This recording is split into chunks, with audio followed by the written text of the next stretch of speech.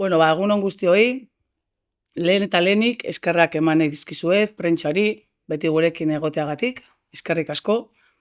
Plazer bat da gaur guretzako ongitorria ematea Lasarte Oria Rural Kutxa 2025ko BTT trabesiari.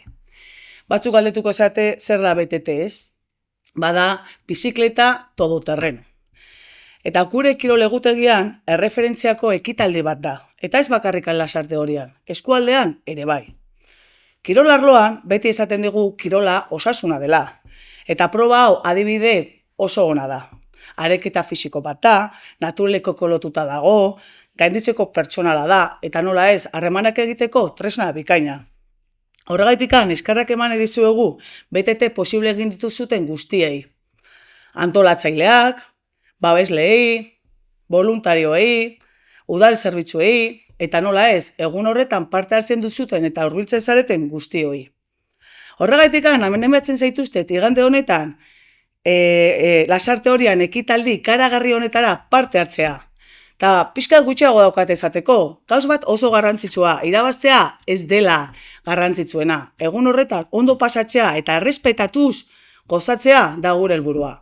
Eta besterik gabe, suerte hon, emango dizuet edizion honetan, eta pixkat horretaz, pixkat gehiago hitz egiteko, orain hitza emango diot Nuria Fernandezeri, sozioekonomiako zinegotzia.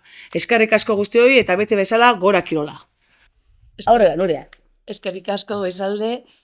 Pues nada, no mucho más que decir.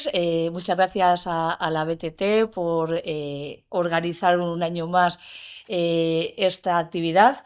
Es una actividad que, como siempre os digo, acerca a la ciudadanía y acerca a más personas a Lasarte Oria que puedan conocer nuestro comercio, nuestra hostelería, nuestra actividad socioeconómica. Entonces, agradeceros por hacer esta actividad.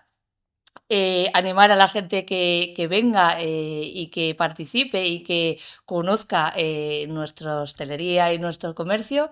Por eso nosotros desde el Departamento de Socioeconomía, entendiendo que es un acto muy importante para dar a conocer no solo el ámbito socioeconómico, sino nuestra marca Tatomat, que es una marca donde se quiere hacer ver y se hace ver el buen trato que nuestro comercio y nuestra hostelería tiene para los ciudadanos y para los clientes. Pues queremos colaborar con vosotros un año más con el patrocinio y con las bolsas. Así que animar a la gente a que venga, a que participe, a que disfrute del día, a que conozca nuestro comercio y nuestra hostelería. Y si queréis decir vosotros algo más.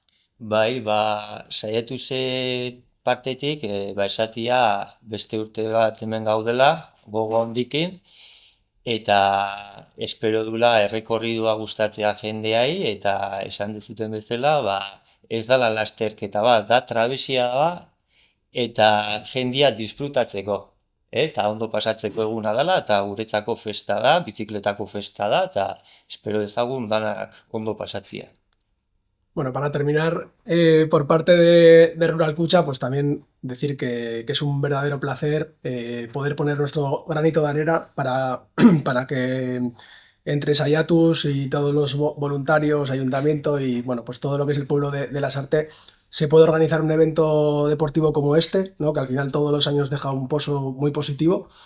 Y que siga siendo así. Entonces, nada, animar a todo el pueblo y gente de alrededores que vengan, si no es a correr, pues por lo menos a disfrutar del día y del pueblo magnífico que tenemos. Así que, nada, nos veremos, espero que también el año que viene, y disfrutar del evento. Eta igande honetan ikusten gea. Eskerrik asko, esaztu.